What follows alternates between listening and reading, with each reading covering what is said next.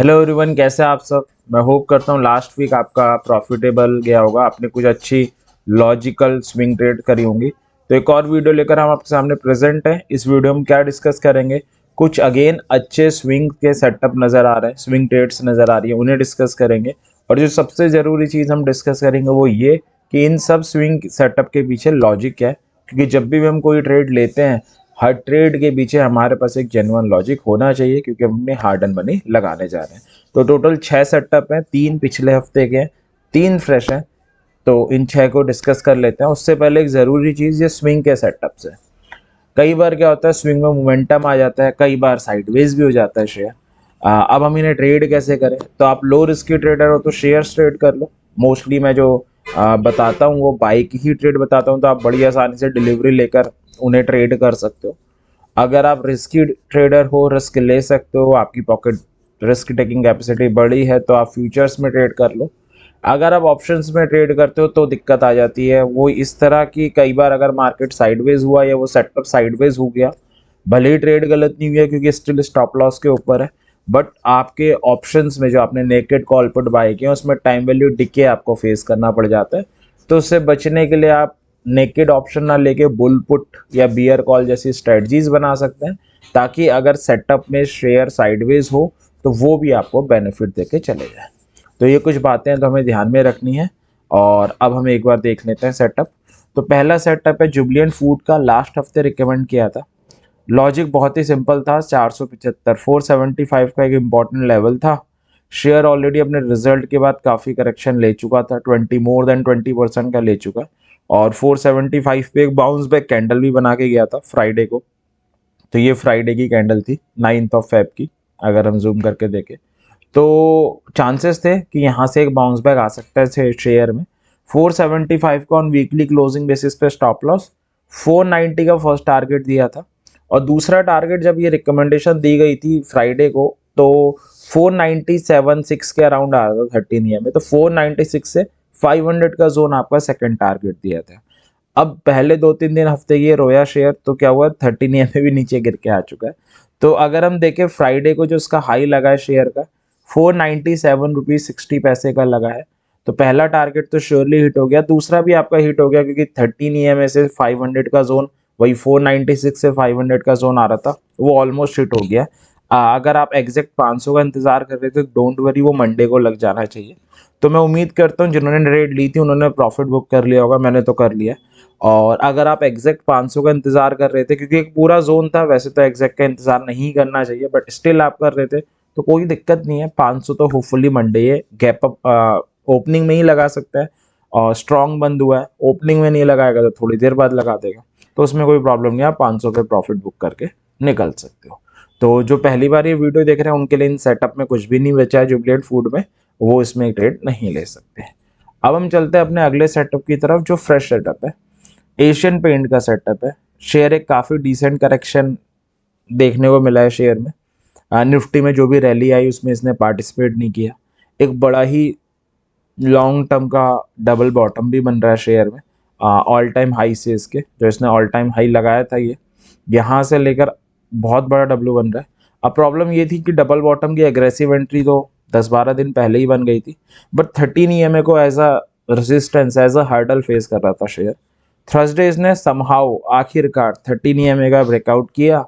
Friday भले ही red candle है, but 13 EMA को सस्टेन करके गया है। साथ में इसने थर्सडे 13 ईएमए भी गेन किया था और 3000 के बड़े ही इंपॉर्टेंट लेवल के ऊपर क्लोजिंग दी थी।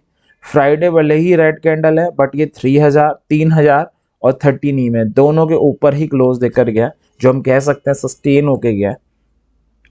तो इसमें ट्रेड ली जा सकती है।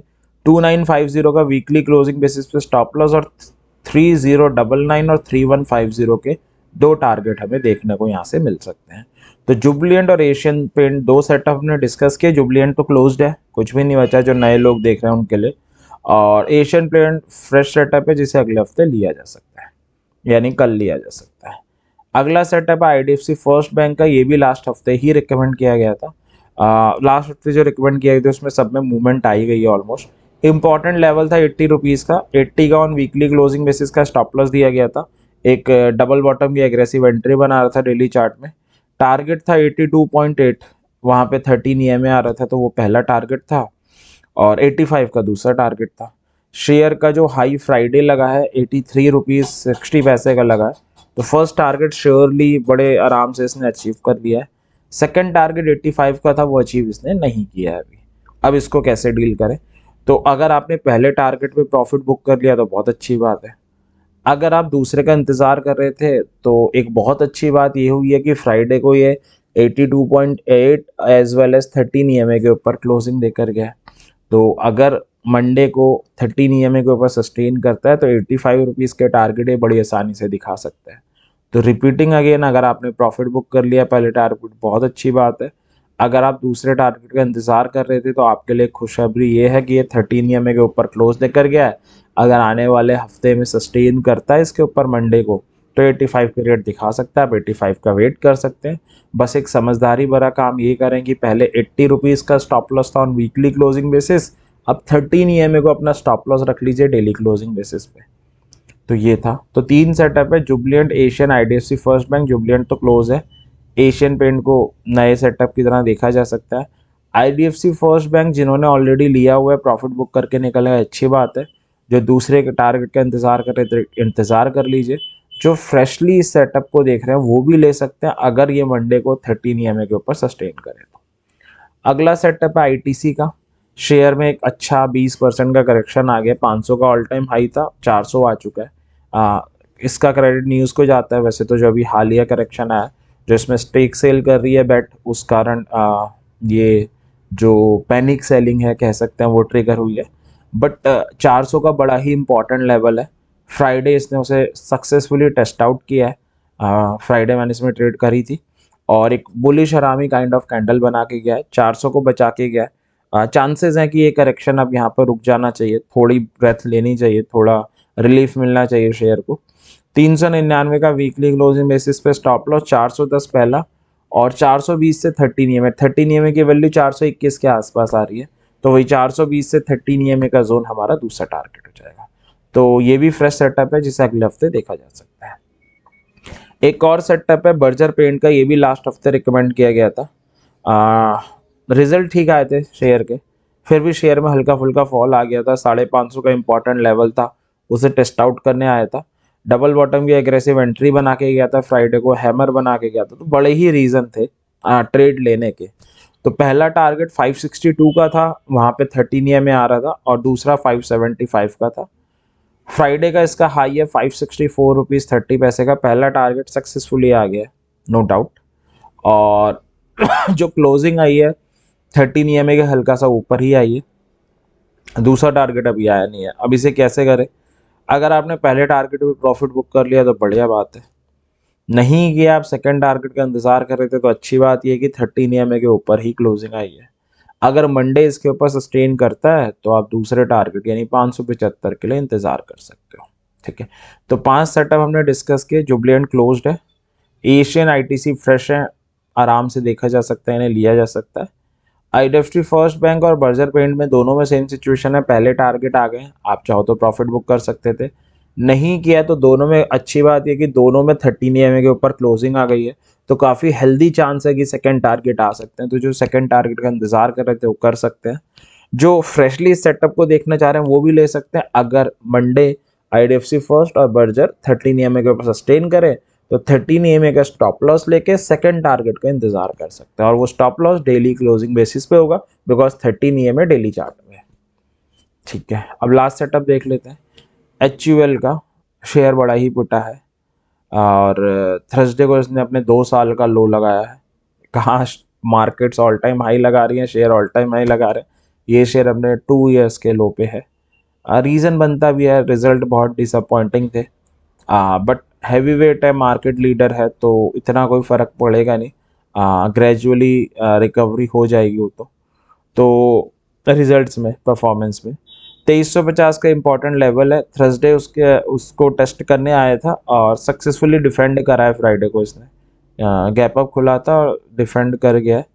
तो 2350 का वीकली क्लोजिंग बेसिस पे स्टॉप लॉस लेके और 2400 से 13 EMA का जो जोन आ रहा है पहला टारगेट हो जाएगा। 13 EMA इस वक्त आ रहा है 2410 के अराउंड, तो 2400 से 2410 का पहला टारगेट हो जाएगा पूरा जोन, और 2449 को हम सेकंड टारगेट ले सकते हैं। चार्ट में ऐसा कुछ ठीक है, 2375 का एक इम्पॉर्टेंट लेवल था, और फ्राइडे जब लास्ट आधा घंटा बचा था, क्योंकि लास्ट आधे घंटे की क्लोजिंग एवरेज क्लोजिंग आती है शेयर का, अगर आप चार्ट देखो तो बड़ा स्मार्टली इसने 2375 बचाया है, तो वो इसमें कन्विक्शन बढ़ाता है कि हाँ एक बाउंस बैक आ सकता है इसमें। तो ये भी एक फ्रेश सेटअप है। तो 6 सेटअप है, HUL, IDFC फर्स्ट बैंक और एशियन सॉरी HUL, ITC और एशियन पेंट फ्रेश सेटअप है जिन्हें ले सकते हैं। जुबलियंट आउट है, और IDFC फर्स्ट और बर्जर को भी ले सकते हैं अगर ये 13 EMA के ऊपर सस्टेन करे। टारगेट आपका सेकंड वाला हो जाएगा, और स्टॉप लॉस आप 13 EMA को ऑन डेली क्लोजिंग बेसिस रख सकते हो। तो ये थे अगले हफ्ते के कुछ सेटअप जिनमें आप ट्रेड कर सकते हैं। और हमेशा की तरह एक सजेशन रहेगा, अपनी हार्ड एंड मनी से ट्रेड कर रहे हैं वो भी ऑप्शंस में, तो हमेशा लॉजिक के साथ करें। लॉजिक के साथ ये नहीं होता 100% चांसेस हो गए, बट मैक्सिमम हो जाते हैं। और कोई भी ट्रेड लेने से पहले अपनी एनालिसिस ज़रूर करें, किसी shortcut Telegram channel, tips, news channel के भरोसे ना रहें, वो आपकी कैपिटल, आपकी हार्ड एंड मनी के लिए इंजीरियस होगा। तो एंड करते हैं। Thank you very much, happy trading.